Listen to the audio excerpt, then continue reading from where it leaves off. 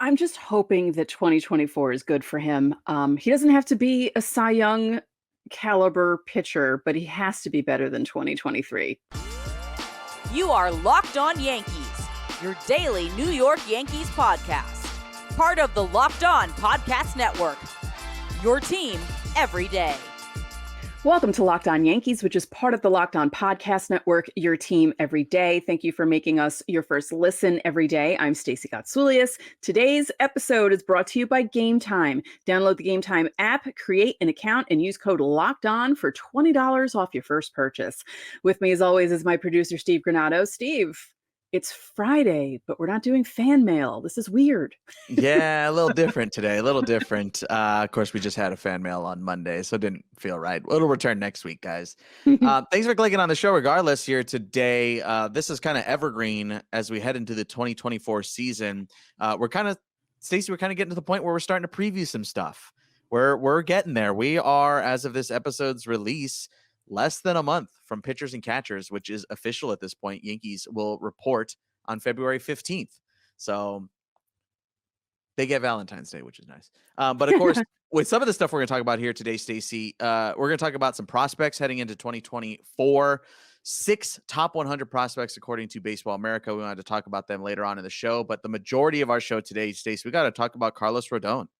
Rodón, I mean, we wanted to get into what went wrong for him, break it down more than he sucks. We're not going to do that on this show. We're gonna really dive in and figure out what happened to him this past season. Look at his old numbers, look at his recent numbers, and try to see what he can do to correct the wrongs that he had last season. Before we get into that, Stacey, when you're thinking about Carlos Rodón, like, where are you at with it right now? I know that it's off to a rocky start. You're looking at the 6-year contract and you're going, uh-oh, are we in this bad contract forever? Is he ever going to live up to it? Again, it's only one season and it got off to a slow start, to say the least. But when you're thinking about him, the future, what kind of take me through your thought process when you hear that name right now? I'm just hoping that 2024 is good for him. He doesn't have to be a Cy Young caliber pitcher, but he has to be better than 2023. He can't have a repeat of 2023. And you were talking about the contract. As a longtime Yankee fan who remembers some awful contracts in the 2000s, my first thought goes there, thinking, oh my God, what if this is like a repeat of like a Carl Pavano or a Keigawa or someone like that, where the Yankees decided to like take a gamble on this person, sign them for a long time, and it just doesn't work out. Because I was excited when they signed him. I had seen what he had done in 21 and 22, and I was like, oh, all right, that'll be a really cool guy to have behind Cole in the rotation. And I just really want him to bounce back in 2023. And there's a part of me that thinks he can. I'm trying to be optimistic. I think he can. When it comes to his demeanor, I'm not going to say it's the most distracting thing in the world or anything like that, but the kiss blown in Anaheim and all this, like he is very open with the media, better or worse. I don't know. How do you just feel about that kind of stuff? Like when it comes to, you're looking at how he plays on the field right now, just this past season, and his first year in New York, as far as dealing with media and things like that and the pressures of it. Like, how do you think he handled all that, just from an outsider's perspective, obviously? I think there were a lot of other factors going into it because he was frustrated by how his season was going. It wasn't just performance, it was injuries, and he was frustrated. I wasn't very happy about the blown kiss because I was having flashbacks to Jack McDowell giving people the middle finger. And I was just thinking about, oh no, don't do that. Yankee fans will never let you forget that. I like when guys are open to the point with the media where they can say that they stink. Like what Stanton was saying toward the end of the season, like, yeah, I know I was horrible this year. I'm going to try and fix it. And Rodón seems like the same kind of guy, but I just feel like there were a lot of factors in 2023 that hopefully won't be there in 2024. And we'll see a different side of him. Hopefully. Yeah. That's what I'm hoping to. And I think when it comes to the Yankees, very clearly they need that.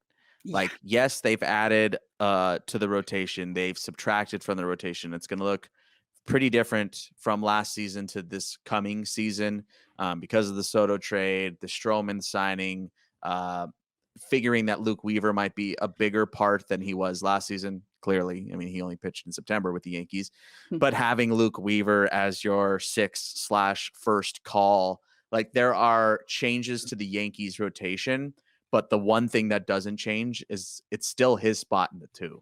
It's still his spot, and that doesn't seem to be changing anytime soon. So the Yankees need him. They need him. And they never really had him last year. No. And they were really relying on him being there, yet they never got it, really. Right. It was just a messed up. It was a messed up season right from the beginning. Right when he got on the IL, right as the season was beginning, you thought to yourself, oh, that rotation would have been really great if everyone was healthy. And it just was never a full rotation. Yeah. Let's get into it, Stacey. Those are just kind of general overview of how his season went. But we wanted to talk about what went wrong. What went wrong? What was it? Again, it's going to go past this surface level of he was bad, he pitched bad. Like, right. We got the numbers. I dug through the numbers like a madman today. And here's what I found. He had a significant drop in strikeout percentage. And not just strikeout percentage, but just strikes.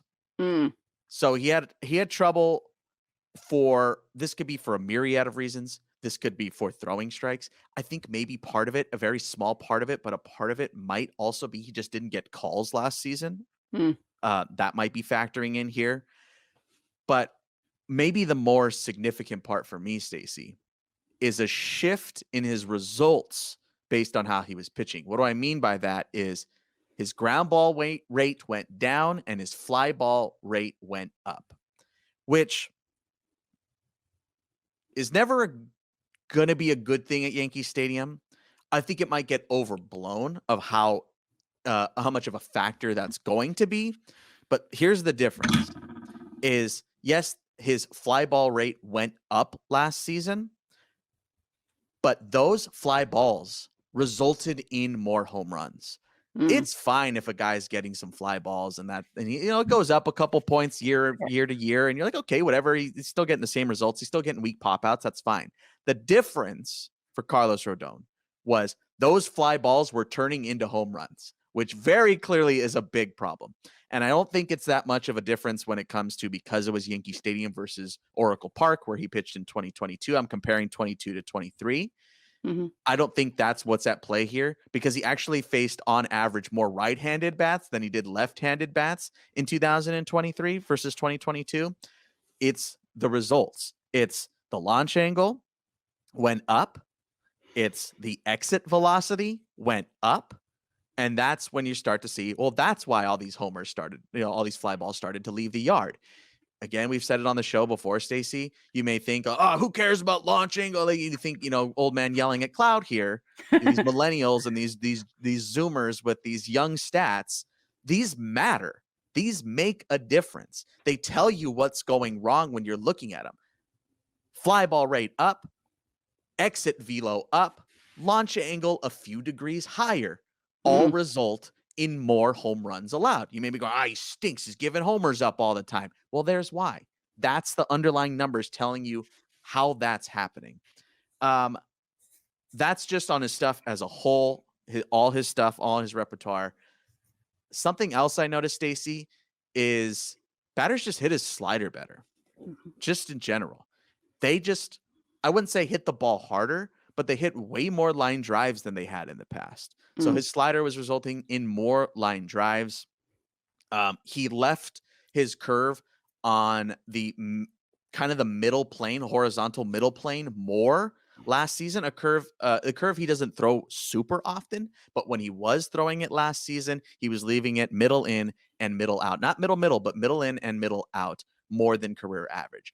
These career averages, I'm taking the averages because for many reasons, but mostly because smaller sample size, obviously, because of the injuries. So just on average, some of the stuff, the results of those are kind of the underlying tones of why the ERA, like the regular old ERA, the batting average, those numbers are bad. It's because of all of these things. Again, it's the fly balls.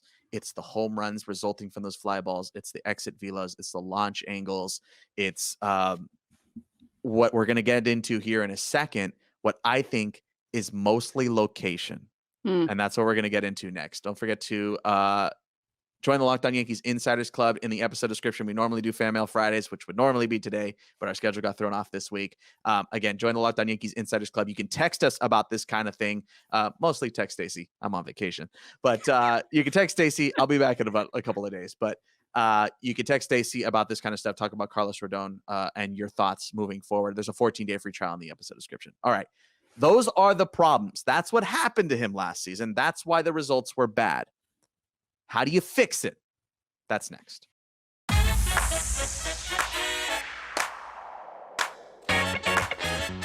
If you're looking for tickets for just about anything, check out the app Game Time. Steve used Game Time basically all last baseball season and still uses them for hockey tickets, and he absolutely loves how easy it is. It's easier than dealing with Ticketmaster, where they have all those hidden fees, which is frustrating every time. Game Time is the fastest and easiest way to buy tickets for all the sports, music, comedy, and shows near you. There's no baseball for just a couple more months now, but football, hockey, and basketball are in full swing. Game Time has deals on tickets right up to just moments before your event starts and even an hour after it starts. It's the place to find last-minute seats, find exclusive flash deals, and sponsored deals on tickets for football, basketball, baseball, concerts, comedy, theater, and more. Take the guesswork out of buying tickets with Game Time. Download the Game Time app, create an account, and use code LOCKEDON for $20 off your first purchase. Terms apply. Again, create an account and redeem code LOCKEDON for $20 off.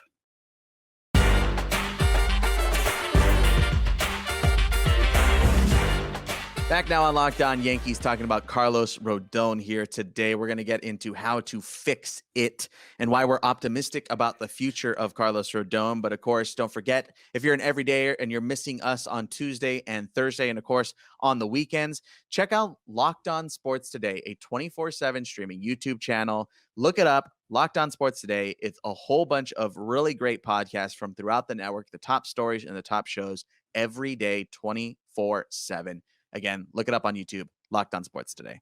All right, Stacey, before I get into the fixing side of things, I didn't pitch past the age of 11.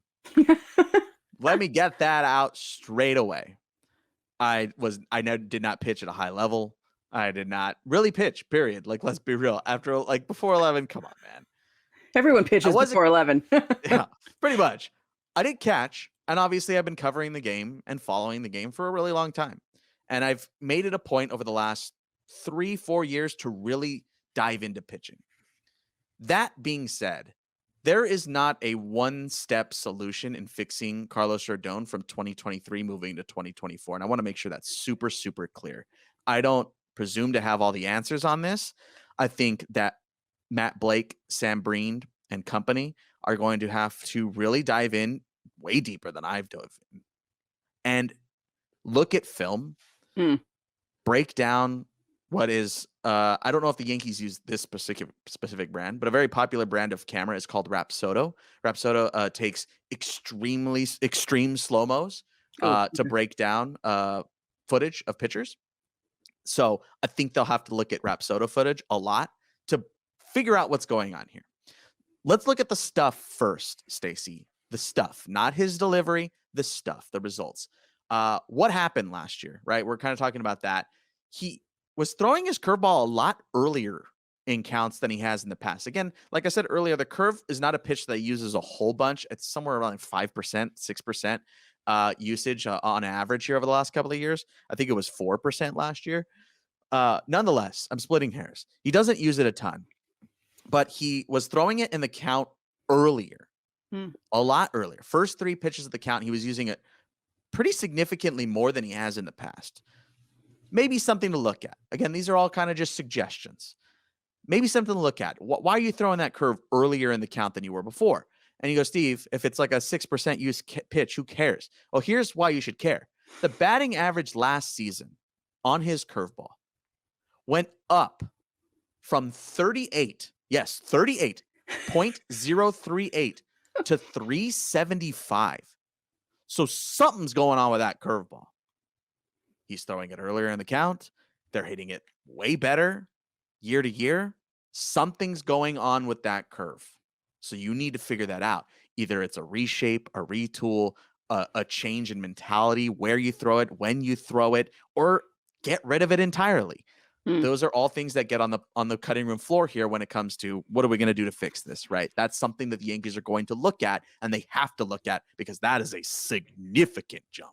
I don't think I've seen we were looking at someone else that had some sort of a weird jump in a stat like similar to that, but not that's just my God, from 038 to 375. It's insane. That's insane. It's insane. And the other thing on the stuff side, Stacey, where the fastball, weirdly enough, fairly similar from 22 to 23, horizontal, vertical break, all that stuff, spin rates, all those things. Been pretty average throughout his whole career. Like, nothing has really changed on that fastball, which is good, which is a really good sign, which we're going to get into in a second. But that slider, it seemed to be a little up in the zone more than it was last year or in 2022 versus 2023. So those are the things on the stuff side, Stacey, that again, you're looking at that curve. I'm not too worried about that fastball, but the curve and slider, which is kind of his bread and butter pitches here when it comes to his off-speed stuff, especially the slider. He throws the slider a lot. If it's still up, are you starting to put together the pieces of the puzzle? Oh, pitches up, launch angles, exit velos, home runs. All these things are starting to come into play, right? So how do you fix this? How do you fix this? Again, I am not a pitching guru, right? I'm not Tom House.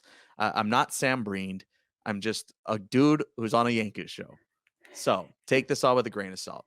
When I'm watching some footage, I watched some footage from 2023 and 2022. 2022, really, really good with San Francisco. 2023, you know how it went. I picked his worst game from 2023 and his best game from 2022. His worst game from 2023 was his last game in Kansas City. He didn't record an out. He was awful in Kansas City. And his best outing was in July of 2022 against San Diego. He threw a complete game, 1-run, 12 strikeout game against a really good San Diego team.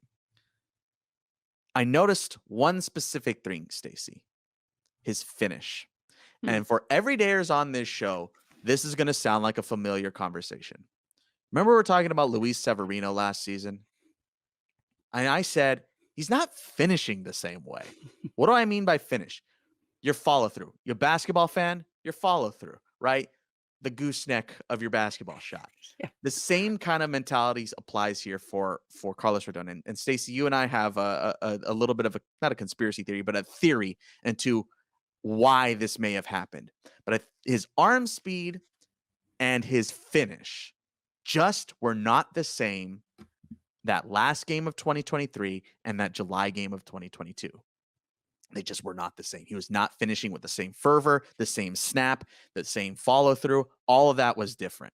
That was pretty much the only thing I noticed. The only other small thing I noticed, Stacey, was a switch from his going from this windup to the stretch. That's something he did last season that kind of went under the radar for us because it happened with one of his last starts. On September 12th, he abandoned his windup. So again, these are all, I'm not saying that it's good or bad. Keep it, don't keep it, whatever. Sevy did the same thing. So maybe we're seeing something with Matt Blake and the suggestion of how he's handling pitchers who are having trouble is abandoning that windup. And I think that's might have been what happened with Rodón last season is they got to the point where they said, dude, screw this windup. Let's just simplify and try to figure it out. So something to look out for. Does he come into spring training with or without the windup moving forward? That's things that are all on the table that could change. But Stacey, we wanted to get into why we're fairly optimistic. I kind of touched on it, but I think the stuff for the most part is still there. I think, again, it's really location. But as far as the movement, the velos, all that is looking fine, which is a really, really good sign. You're not seeing a dip in velo or anything like that. Yeah. We talked about it before we started recording. That's really important. It wasn't like he was going from 95, 96 to only throwing 91, 92. Like, it was still there. And as you said about the snappiness of the finishing, our conspiracy theory basically is Maybe it had something to do with his injuries and that he was changing things to not get more injured in 2023, which is what I'm hoping for in 2024. That's why I'm optimistic. I'm hoping that it can't be worse than 2023 because 2023 was just abysmal. Let's bring that word back. Abysmal for Carlos Rodón. And I feel like maybe that's the low point. Maybe that's the low point for him, and maybe things will tick back up in 2024, and maybe he'll come back fully healthy in 2024, because that had a lot to do with how he was performing, because, you know, he missed a lot of time at the beginning. He tweaked some stuff while he was pitching. And like we said at the top, it was just a very frustrating season. You know, you're excited. You signed a big contract. You're pitching with the Yankees. You're, rotation mates with Garrett Cole, and then your season's a complete disaster. So I'm just hoping that 2024 is way better for him. Yeah, especially considering what the injuries were. The forearm is what started it. It ended up being the back. And when it comes to our theory of him not finishing the way he should, maybe that's part of it, is he's worried about the back subconsciously, consciously. Those are the two stress points when it comes to your finish, your forearm and your back.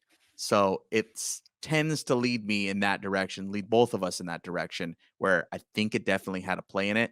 So the optimistic side is saying if he's healthy, then that finish should be back, and maybe the slider falls down and the curveball goes back to where it needs to be, and you're back to 2022. That's the optimistic side here, and that's why we wanted to do all this, is to break it all down for you.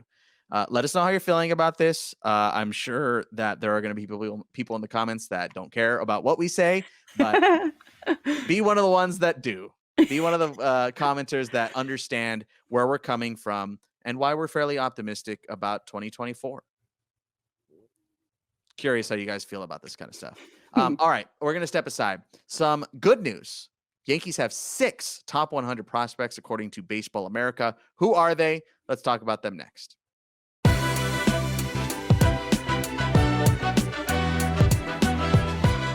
The NFL playoffs are a full go, and after week 1, there's still time to get in on the action with FanDuel, America's #1 sportsbook. Right now, new customers get $150 in bonus bets guaranteed when you place a $5 bet. That's $150 if your team wins.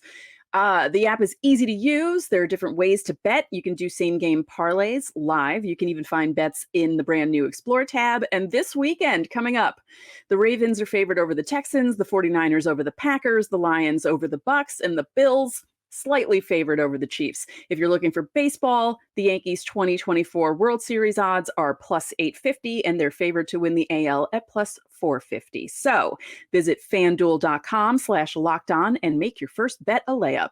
FanDuel, official partner of the NFL.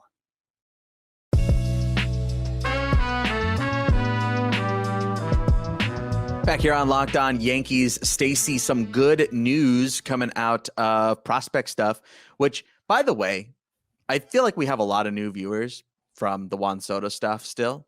Yeah. Hi, everyone. And this is a pretty heavy prospect show.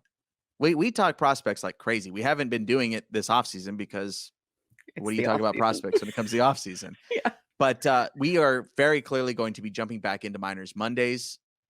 I'm going to go ahead and say once we get into the regular season, once minor league baseball is back, we'll probably jump back into, might do some preview stuff with some of the voices like we did last year throughout the system. We'll probably get Marco back on, and, you know, Steven Cusimano and all those guys. So for everydayers, you guys remember them. They'll in all likelihood be back. We'll be doing that once we get closer to minor league season, but we're back at it, talking prospects again. Stacey, top 100 from Baseball America is out. This is a big one. This is always a big deal. This is a big deal for prospect gurus and junkies like myself. I'm more on the junkie than the guru side. But Yankees have 6. Yankees have 6. Those 6, number 72, right-handed starter Chase Hampton. Number 71, Austin Wells, catcher. Roderick Arias at number 68, switch-hitting shortstop. Very, very young. Everson Pereira is on there as well. Number 67. Spencer Jones checks in at 46. And, of course, Jason Dominguez is in there at 16. Where's Oswald Peraza? Oswald Peraza's not in their prospect status anymore. Stacey, when you're looking at this list, the first thing that jumps out to me is, yeah, we're missing some pitching in this side now because the only pitcher on this list is Chase Hampton now, which Chase Hampton had a pretty good year. A guy that we didn't really get to talk about very much during our Minors Monday segments last year, but a guy we're starting to talk about a little bit more now. What strikes you about these six here, Stacey? What's got your intrigue here? Um, I'm intrigued by how bunched up Pereira, Arias, Wells, and Hampton are because they're really Yeah. like right there. Yeah, they're within 5 of each other. Yeah, like they're all right there. I mean, it's cool that the Yankees have 6 because people are always, not always, but there are a lot of people who like to what's the word I'm looking for? I'm going to sound so old when I say this, diss the Yankees farm system. But, the Yankees have had pretty good depth there that they traded away. So, it's not like their farm system was terrible, but they're one of the top teams here that have the most prospects because there were a few teams that had 6, right? It wasn't just the Yankees, it was other people. But yeah, I just like how all those guys are like bunched up together. It's that kind of, that's funny. But Dominguez, of course, being where he is in the top 20, and good for Spencer Jones being in the top 50. That's cool. Yeah, that's awesome. Let me speak on this a little bit, just because I feel like I can offer some insight here, especially for the newer viewers who weren't around with us last season. I was with the Rail Riders in 2022, working for that team in their broadcasting department as one of their play-by-play guys and their media people. And I spent years in minor league baseball. And throughout every system, many systems, I've worked in the Dodgers system. I've worked in the Pirates system, in the Yankees system. I've worked in some collegiate stuff. I've worked in some high-end high school stuff. So I've kind of seen a pretty wide array of how baseball kind of works as you climb up the ranks, right? And when it comes to the Yankees, and from my personal experience, I think they do a pretty darn good job. There are obviously some organizations that handle things differently. Actually, all organizations handle things at least a little bit differently. But when it comes to the Yankees, I feel like, at least from my perspective, what you got to remember is coming from the AAA side, right? That's the only thing in the Yankee system that I have personally been around. When it comes to the AAA side, I think they did a good job. I think they had good nutrition. They had pretty good facilities. I think they worked well with players. I think it was a pretty good open line of communication between players and coaches and staff in the system, like the franchise system, all the way down to like the field staff. I think everything ran pretty smoothly, which was, I'll say this much. There was never a single point in the year in 2022 where I went, ooh, why? Why did you do it that way? The whole time I was like, this is all professionally ran and ran well. And it felt like every guy had the chance to ask questions and learn and feel open to do that. That's my experience. So when it comes to the way the Yankees handle their things, like I have good things to say. So like, yeah, when you're saying people are dissing, the Yankees farm system or how they handle prospects and all that, at least from a day-to-day process, at least at the AAA level, look, I'm not at every single level. I haven't been in every clubhouse every day and all that kind of stuff. But when it came to AAA, like everything ran well. Like I wouldn't say I was like blown away by how the Yankees do things, but I was like, this is a well-run professional organization and I'm happy to be here. That's what we want to hear.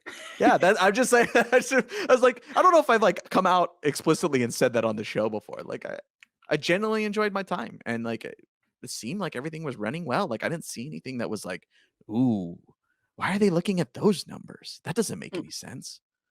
All of it made sense. All of it made sense. Are we running short on time? No, I got one more thing to say here. Real quickly, just as a quick preview for the 2024 season, this is where I have the guys on this list potentially starting the year. These are all going to fluctuate and change. We'll see how many of these I'm right on. I think Jason Dominguez is more than likely going to start in AAA when he does come back. He's probably not going to make the major league roster out of when he comes right back. He'll at least be called a rehab. I imagine Spencer Jones is going to start in AA with Somerset. Everson Pereira will also be in AAA. So will Austin Wells, I imagine. Roderick Arias, I completely anticipate he'll be with Tampa. He's only 19, super young kid. He was with the Complex League last year, so he'll in all likelihood just be with the Tampa Tarpons, who will have a new manager. And then Chase Hampton, I think will likely start with Somerset. He pitched, I think he threw 11 games last season with Somerset. He'll probably be there. He could start at AAA. It's kind of teetering. I imagine he'll be in AAA at some point next season. But yeah, if you're looking to go see these guys, that's where I kind of anticipate them being. We'll find out more when we get to the end of spring. But good list. Yeah. Good list. Programming notes, Stace. I'm not going to be here on Monday. Like I said, I am currently, if you're watching this, on vacation. So Stacey's going to be hanging out with you guys on Monday. You can always join the Locked On Yankees Insiders Club. Leave some questions for me on the pitching side if you're an insider, and I'll gladly answer those when I get back from vacation. So that's I guess that's it. That's going to do it for today's Locked On Yankees. I'm Steve Granado. And I'm Stacey Gotsoulias. We will see you, or at least I will see you, on Monday.